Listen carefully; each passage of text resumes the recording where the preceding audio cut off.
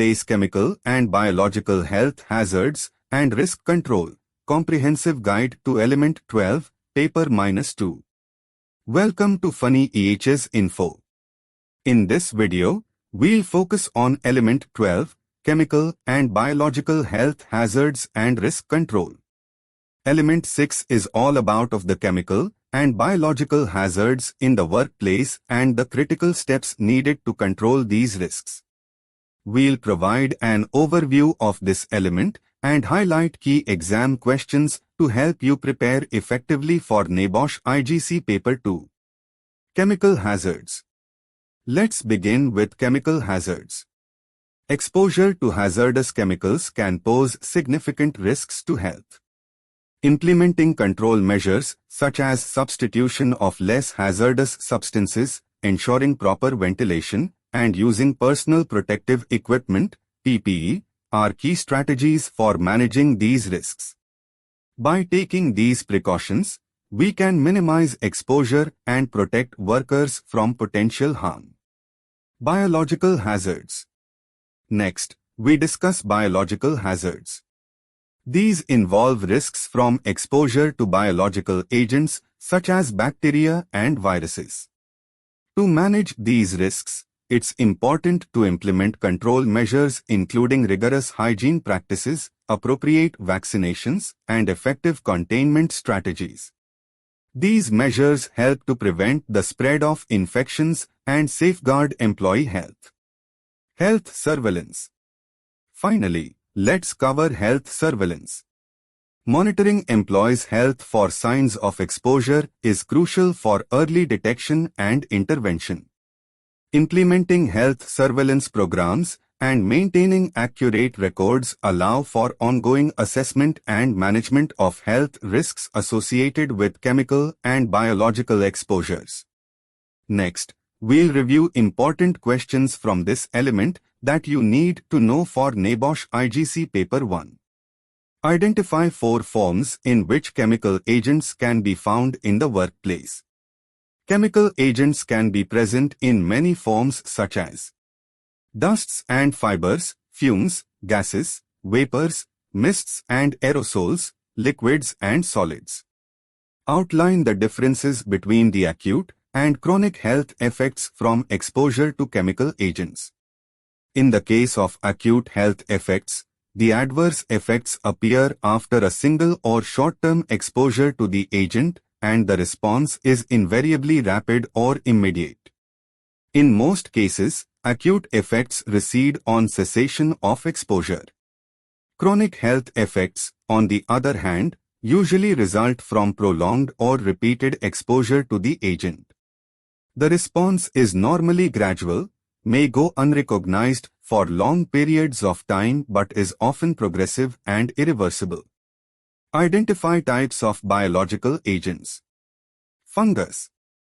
Fungi are small organisms that produce spores. It is the spores that may be inhaled or enter the body through the skin. Bacteria. Bacteria are very small single-cell organisms which invade and infect humans.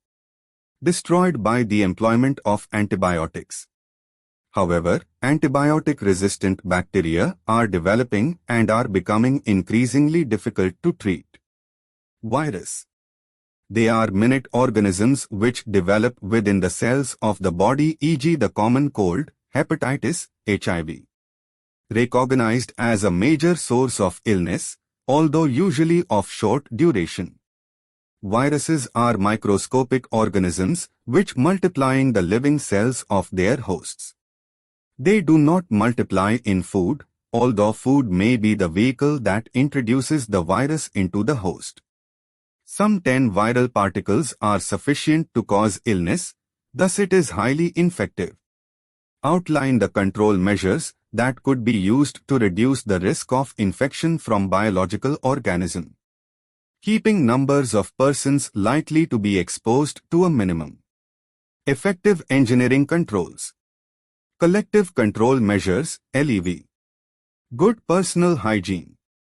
PPE and RPE. Effective containment, safe collection and storage.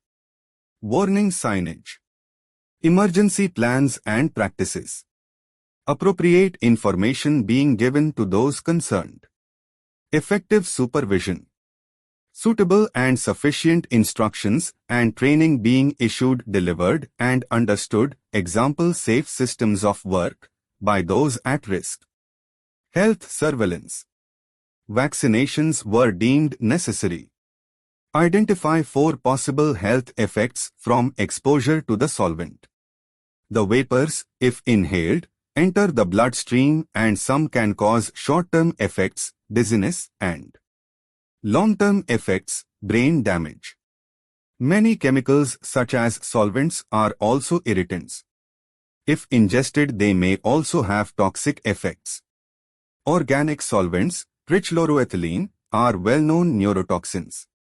Organic solvents, e.g. glycol ethers used in screen printing, can restrict the operation of the kidneys, possibly leading to failure. The most common industrial disease of the skin is dermatitis, non-infective dermatitis. It begins with a mild irritation on the skin and develops into blisters which can peel and weep, becoming septic. It can be caused by various chemicals, mineral oils and solvents. Occupational asthma. Outline the safety precautions that should be taken when using such flammable solvents. Store minimal quantities in the workplace. Replace caps when they are not required to be removed. Decant using a pump rather than pouring. Have appropriate fire extinguishers available. Have appropriate hot work controls in place. No smoking controls to be properly enforced. Ensure electrical components in use in the work area are appropriate for such flammable atmospheres. Waste materials stored in a lidded container and not allowed to overspill onto the floor. Spillages to be addressed in a timely manner. Ensure appropriate PPE is used. Good hygiene practices to be observed. Outline further precautions that might be needed in order to ensure the health and safety of those carrying out the maintenance work. Permit to work system, hot work and cold work, need to properly consider rescue. Ventilation, adequate venting of confined spaces. Atmosphere monitoring. No lone working. Appropriate PPE. Good welfare arrangements to allow hand washing, etc. Monitor the workplace temperature, increase of vapor potential and maybe flammability. During the spraying process, identify the forms the solvent could take. During the spraying process, the forms the solvent could take are as a liquid, a mist, an aerosol or a vapor. Outline the possible routes of entry of the solvent into the human body. The possible routes of entry of the solvent into the human body are inhalation, since mists, aerosols and vapors are airborne. Ingestion, since there could be hand-to-mouth contact with contaminated hands. Injection following use of a high-pressure spray gun and through the skin into the blood stream following entry through a cut or wound. Identify the information that could be obtained about the solvent from the Material Safety Data Sheet, MSDS.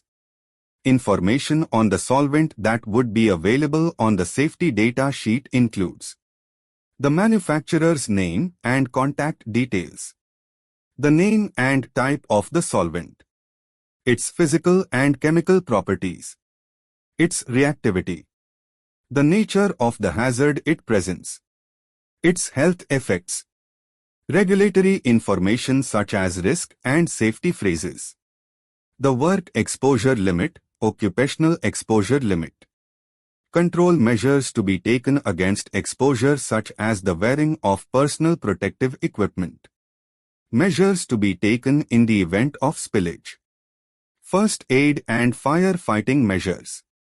The precautions to be taken to ensure the safe disposal of the solvent, taking into account environmental considerations. Outline control measures that could be taken to reduce the risks from exposure to the solvent.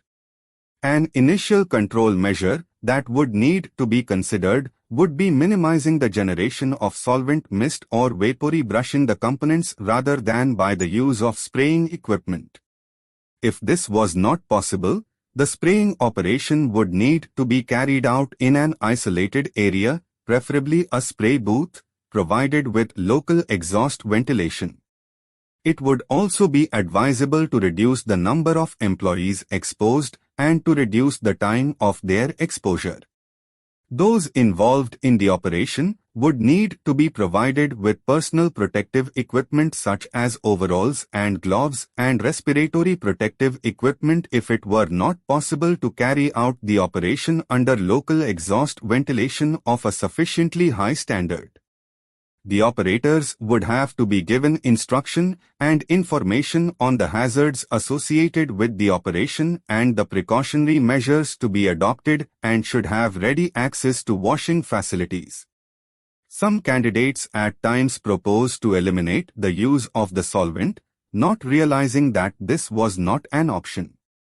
Identify two types of cellular defense mechanisms that the body has as a natural defense system. Two types of cellular defense mechanisms that the body has as a natural defense system such as the scavenging action, that of phagocytes and or macrophages, the secretion of defensive substances, the prevention of excessive blood loss and the repair of damaged tissue. Define a target organ. A target organ is the part of the body that sustains an adverse effect when it is exposed or contaminated by a particular harmful substance or agent. Outline 4 sources of information that might be consulted when assessing the risks of a new substance being introduced into a manufacturing process. Manufacturers or suppliers' product information (MSDS). Recognized publications from reliable bodies. A40 from the UK HSE. Specialist textbooks, journals and research papers. Guidance from trade or professional bodies. Electronic health and safety databases, i.e. the Internet. ILO databases based on the Internet. Subscription-related and reliable web-based reference sources. Outline 4 sources of information that might be consulted when assessing the risks of a new substance being introduced into a manufacturing process.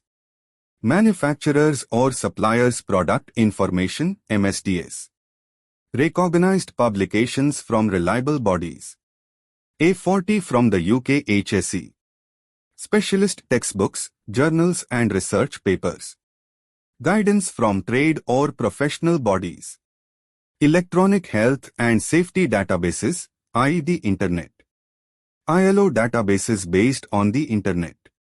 Subscription-related and reliable web-based reference sources. Identify the possible routes of entry of biological organism to the body. The possible routes of entry into the body of biological organisms include ingestion, hand to mouth, injection, needle stick, inhalation, breathing and absorption through mucous membrane.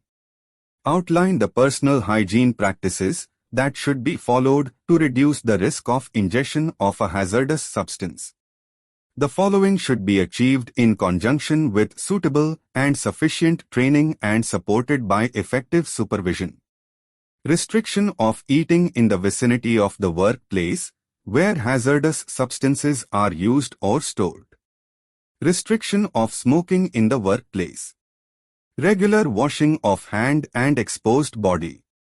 Use of suitable personal protective equipments such as goggles, face mask, etc. Removal and cleaning of the contaminated cloth and work refuse, debris, etc. Identify the information that should be included on a manufacturer's safety data sheet supplied with a hazardous substance.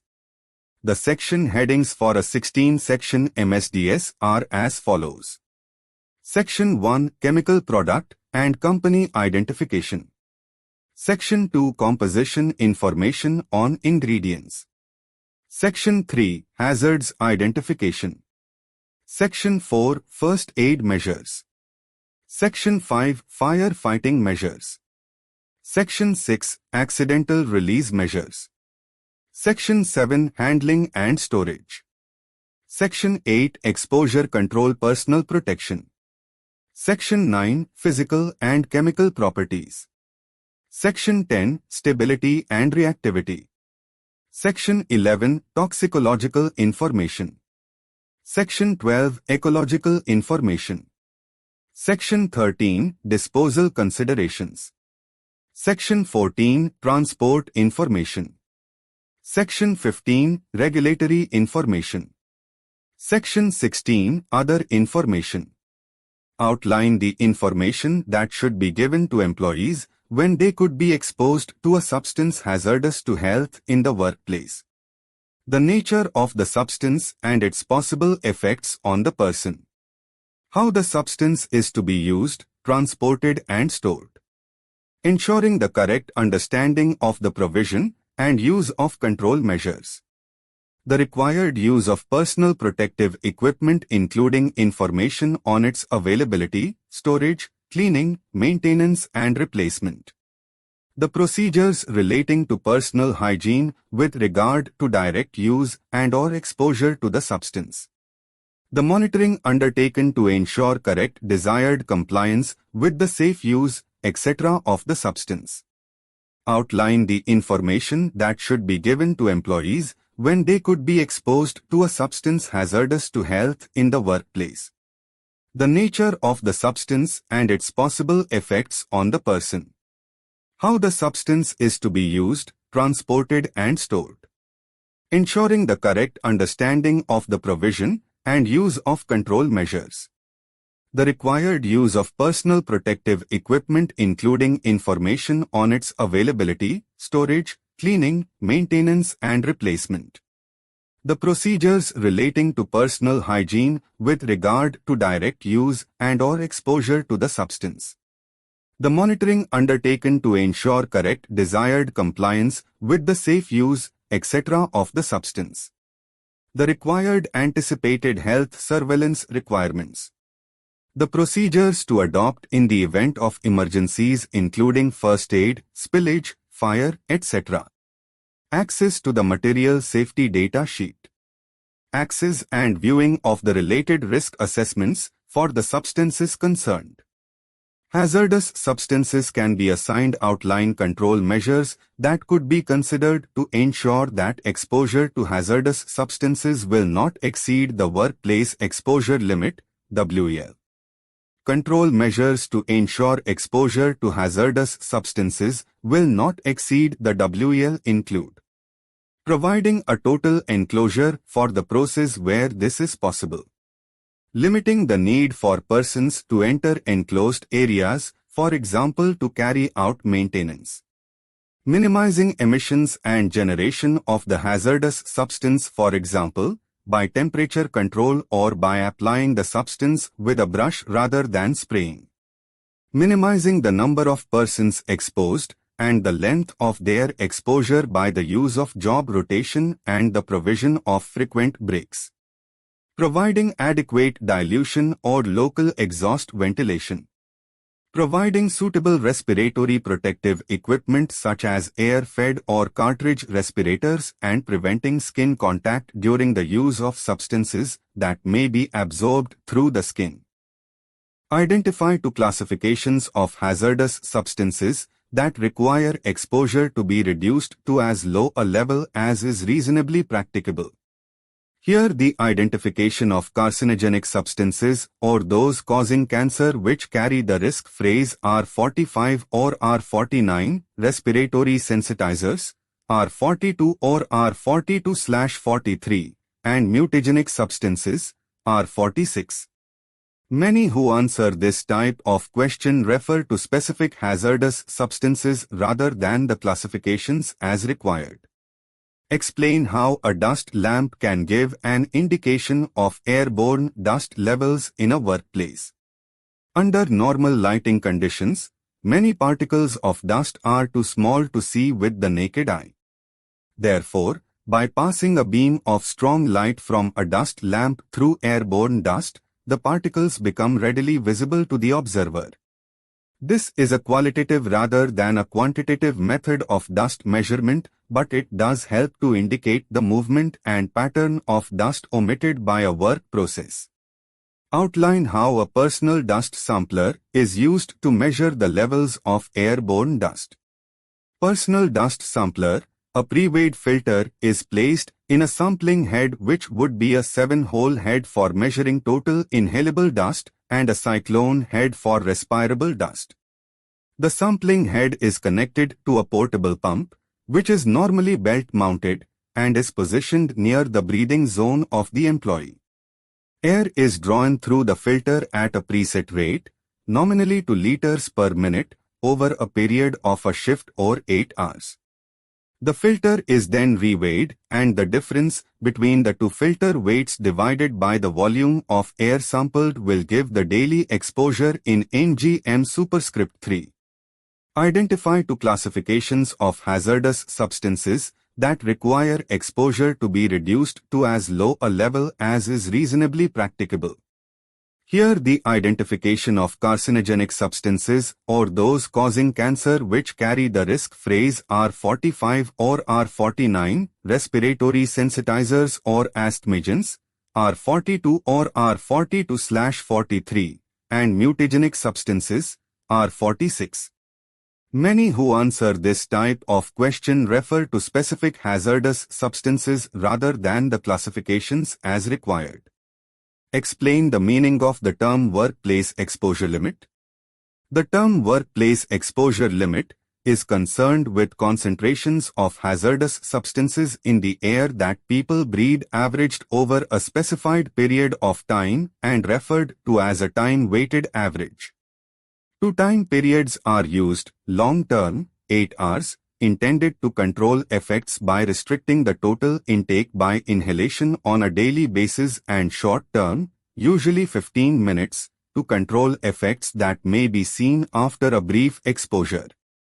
Give possible reasons for the increase in work-related ill health amongst the workers. Possible reasons for the increase in work-related ill health amongst the workers could include that an important reason for the increase in work-related ill health might have been the inadequacy of the original risk assessment carried out for the operation, or a subsequent increase in the frequency and duration of the exposure of workers.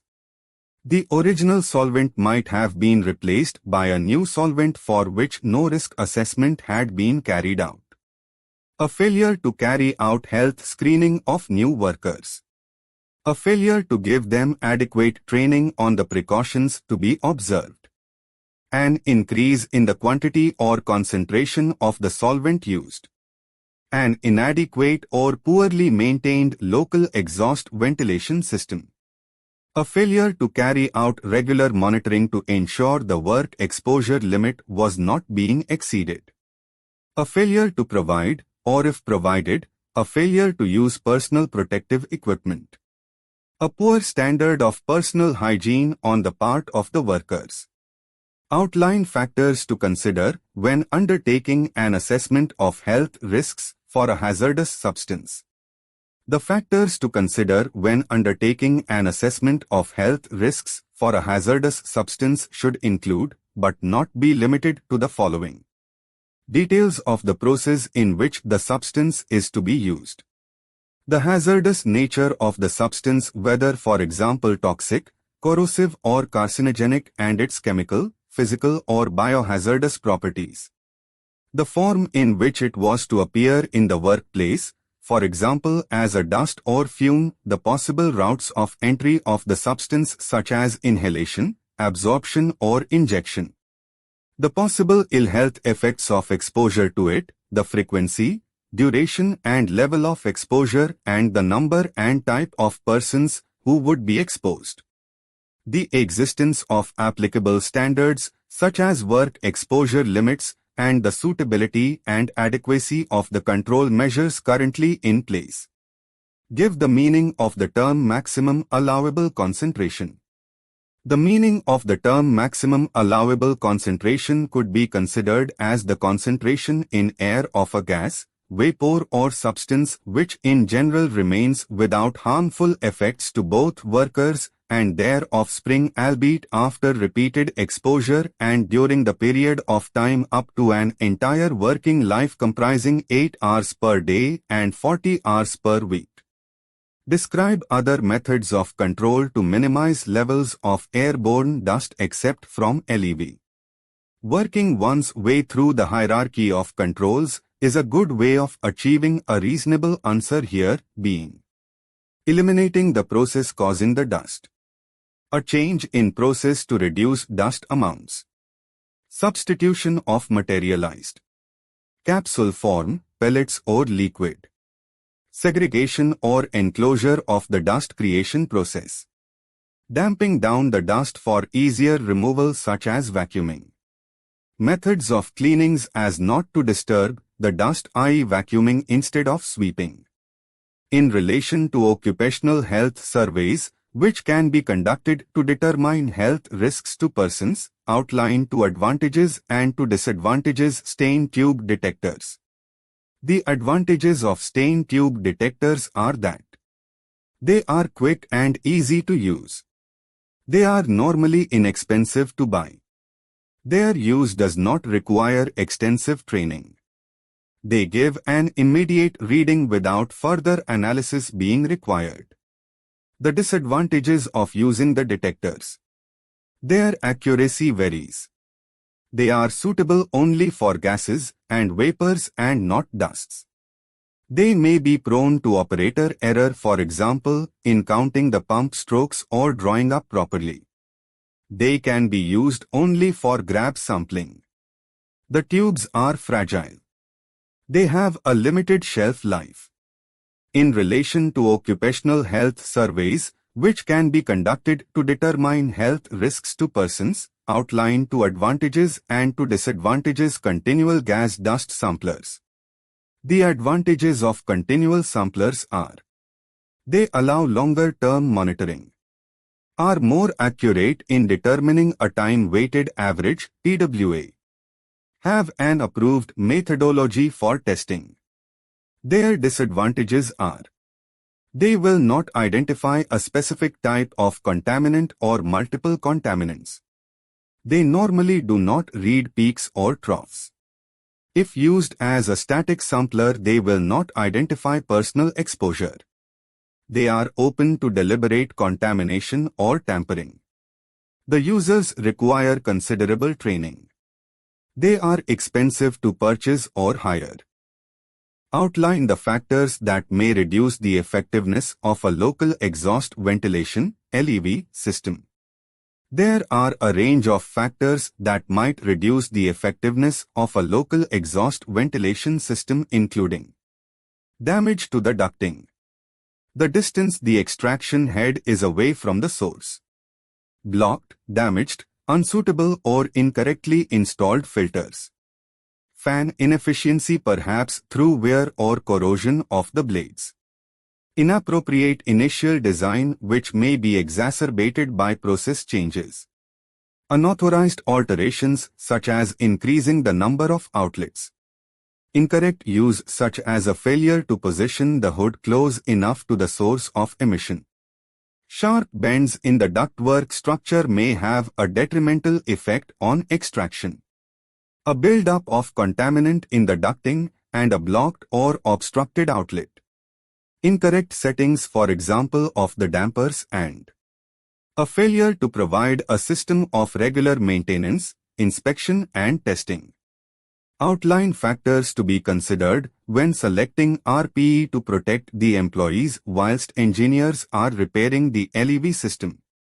Factors to be considered in the selection of respiratory protective equipment (RPE) include the type, duration and frequency of the work to be carried out, the type of rep to be used, whether full face or half mask, the work exposure limit of the dust and the protection factor of the rep, the selection of the correct filter or cartridge for the equipment, task-related factors such as movement, work rate and the need for communication, Comfort for the wearers, particularly if they have facial hair or wear spectacles.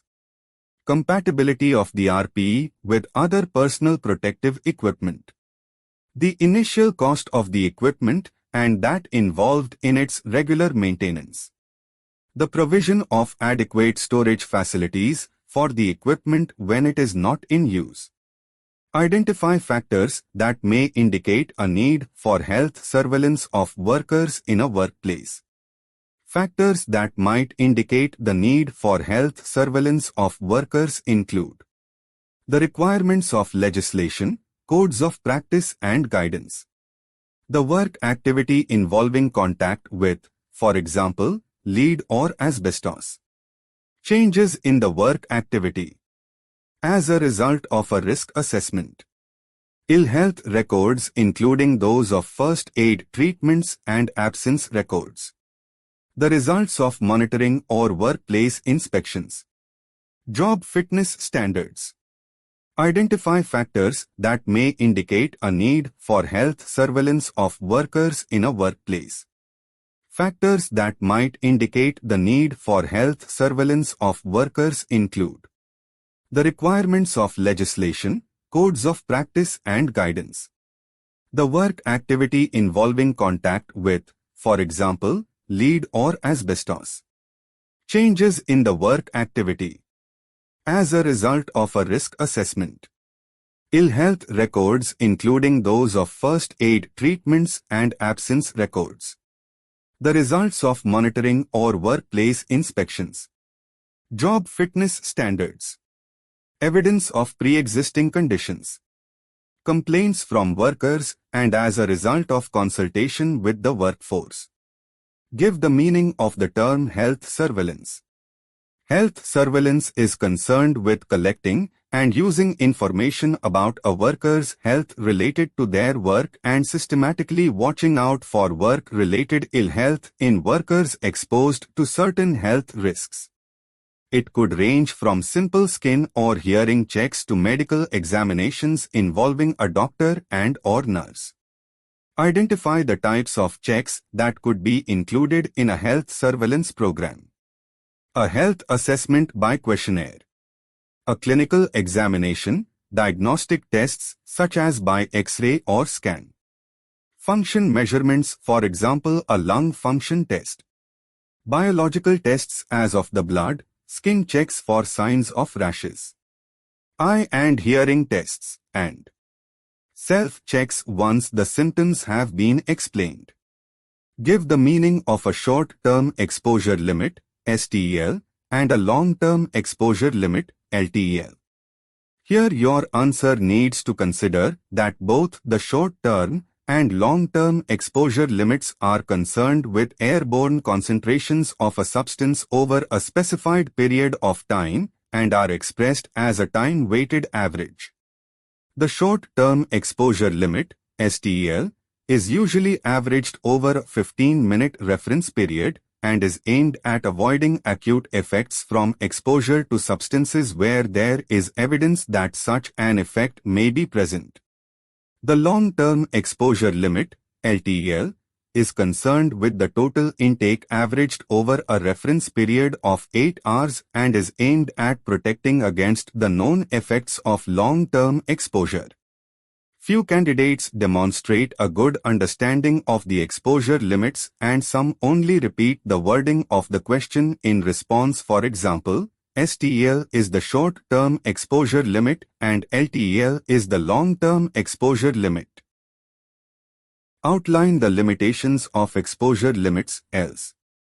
The limitations of workplace exposure limits include the fact that they relate to inhalation only and not to other routes of entry such as skin absorption and do not therefore account for circumstances where both routes may be possible. Additionally, they do not account for personal susceptibility since the majority of the work carried out in their development has been carried out in the developed countries such as European the USA and is based mainly on the average male physiology. It has also to be recognized that variations may exist in controlled conditions where local exhaust ventilation may not always work consistently because of lack of maintenance and excessive levels of contamination. Similarly, lack of maintenance and misuse can lead to inaccuracies in monitoring since measuring microscopic amounts of contamination require very accurate and sensitive equipment. There are also synergistic effects since the standards that are available relate to a single substance and often the effects of exposure to multiple substances in the workplace need to be considered. Finally, some exposure limits are guidelines only and not requirements, while others do not assess all health effects of a particular substance. Outline 4 methods of dust emissions prevention. Dust emissions can be prevented or reduced in 4 basic ways. Limiting the creation or presence of dust-sized particles. Reducing wind speed at ground level. Binding dust particles together. 4. Capturing and removing dust from its sources. Identify the body's respiratory defenses against the inhalation of the wood dust. The body respiratory defenses against the inhalation of the wood dust is achieved by the filtering effect of nasal hairs, the role of coughing and sneezing, the part played by mucus in the respiratory tract and bronchi which allows dust particles to be trapped and then carried upwards by tiny hairs, the cilia. Outline control measures to reduce the risk to employees from exposure to wood dust. The control measures to reduce the risk to employees from exposure to wood dust include the hierarchy of control and measures such as the enclosure and/or segregation of the process, or if this was not possible, the use of engineering controls such as the provision of local exhaust ventilation which would need to be regularly inspected and maintained. The provision and use of respiratory protective equipment which again would require regular maintenance. A high standard of housekeeping including the use of a vacuum cleaner would have to be maintained and employees issued with personal protective equipment such as overalls and gloves. Employees would need to practice a high standard of personal hygiene by changing overalls and washing hands before eating or drinking. A check on the effectiveness of the control measures which had been introduced. A periodic check should be carried out on the quality of the breathing air in the workplace. Outline control measures that should be considered before and during the removal of asbestos. The control measures that should be considered before and during the removal of asbestos include segregation of the area where the work is to be done and restricting access to the area. The appointment of a licensed contractor for the removal of the asbestos. Erecting a sheeted enclosure around the area and keeping it under negative pressure. A restriction on the use of power tools for the removal operation. Monitoring airborne fiber levels during the operation. Providing the employees involved in the operation with personal protective equipment such as hooded overalls and gloves and respiratory protective equipment. Outline control measures that should be considered before and during the removal of asbestos. The control measures that should be considered before and during the removal of asbestos include segregation of the area where the work is to be done and restricting access to the area. The appointment of a licensed contractor for the removal of the asbestos. Erecting a sheeted enclosure around the area and keeping it under negative pressure. A restriction on the use of power tools for the removal operation. Monitoring airborne fiber levels during the operation. Providing the employees involved in the operation with personal protective equipment such as hooded overalls and gloves and respiratory protective equipment. The provision and siting of decontamination and welfare facilities. Arrangements for cleaning the site when the removal work has been completed and for carrying out an air clearance test. ensuring that the employees are made fully aware both of the risks involved in the removal operation and the precautions to be taken. Identify 4 substances used in construction that could cause contact dermatitis. Substances in use in the construction industry that could cause contact dermatitis include 1. Degreasers, 2. Descalers, 3. Detergents, 4. Epoxy resins and hardeners, 5. Sealants such as acrylic silicone, 6. Bitumen, asphalt and tar, 7. Solvents used in connection with paints, glues and other surface coatings, 8. Petrol, diesel, oil and greases, 9. Cement and lime and 10. Insulation materials such as mineral wool. Outline typical health effects resulting from exposure to ammonia. Health effects of ammonia exposure include irritation and burning of the eyes, respiratory tract, and skin. High concentrations can cause coughing, sneezing, pulmonary edema, and severe burns. Ammonia leaks can be extremely hazardous, causing severe respiratory damage and potentially permanent lung and eye problems. Long-term effects are less understood but may include bronchitis and reduced airway defense. Give the meaning of the term acute health effect. In the case of acute health effects, the adverse effects appear after a single or short-term exposure to the agent, and the response is invariably rapid or immediate. In most cases, acute effects recede on cessation of exposure. Identify suitable air monitoring methods for ammonia. Suitable air monitoring methods for ammonia include a stain tube, a passive or active sampling device and an electrochemical detection device such as a pulsed amplified detector.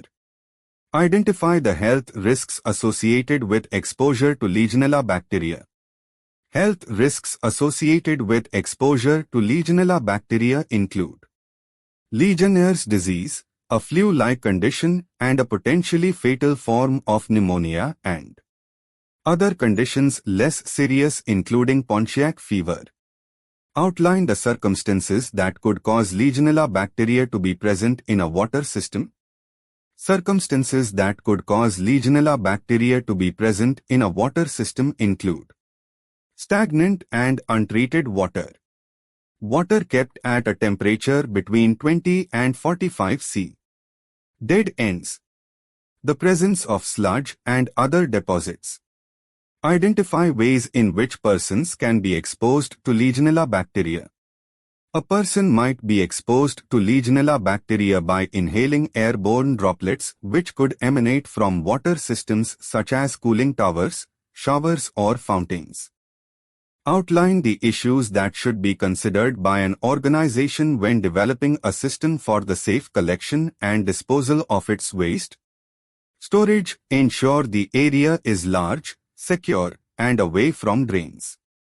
Label storage areas and containers, and keep incompatible wastes separate. Containers. Use appropriate, weather-protected containers. Hazardous waste. Do not mix with general waste. Bunding. Apply if needed.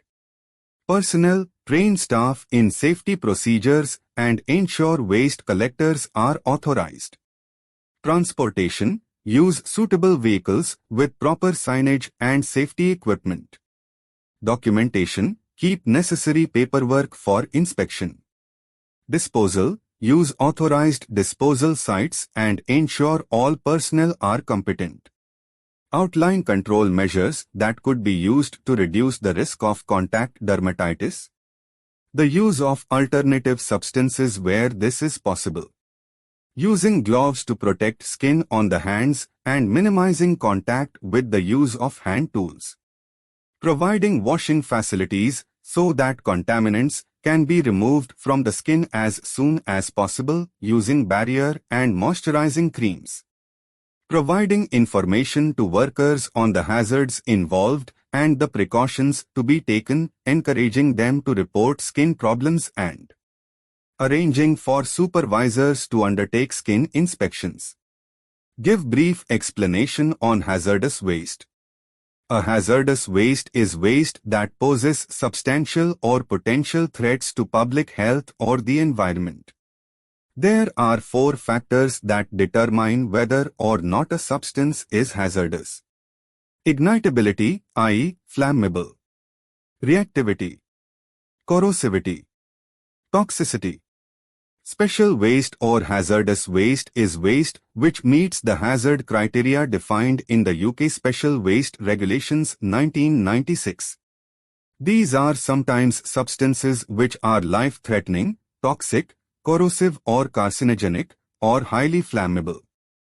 Clinical waste falls within this category. Because of the hazards of special waste, the regulations require that movement of such waste is tracked from source to final disposal by means of a consignment note system. Examples of special waste are asbestos, waste from a laboratory or waste from a hospital.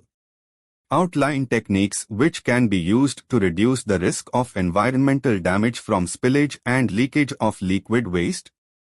The techniques which can be used to reduce the risk of environmental damage from spillage and leakage of liquid waste include the use of double-skinned containers, the erection of bunding round tank storage, the positioning of drip trays at decanting points, the use of absorbent granules or pads, booms and providing covers for drains.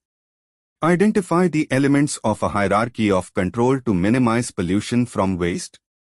The elements of a hierarchy of control to minimize pollution from waste include reducing the amount of raw materials and energy involved in the processes, reusing materials or recovering energy, recycling materials by using them for a different purpose if they cannot be used again in the original process, converting the waste to energy by incineration and using the heat produced, for example, for the generation of electricity, and finally, responsible disposal, for example, in a landfill site. Thanks for watching. For important questions and answers, and to learn about the remaining elements of NEBOSH IGC, please subscribe and follow my channel. This is all about today's topic. Thanks for watching Phani EHS Info. And don't forget to subscribe our channel to get immediate notification of our videos. Share our videos to your friends and colleagues to create safety awareness. If you have any questions and requirements, please comment in comment box. And please visit our website www.phaniehsinfo.com for notes of our videos. Have a safe day.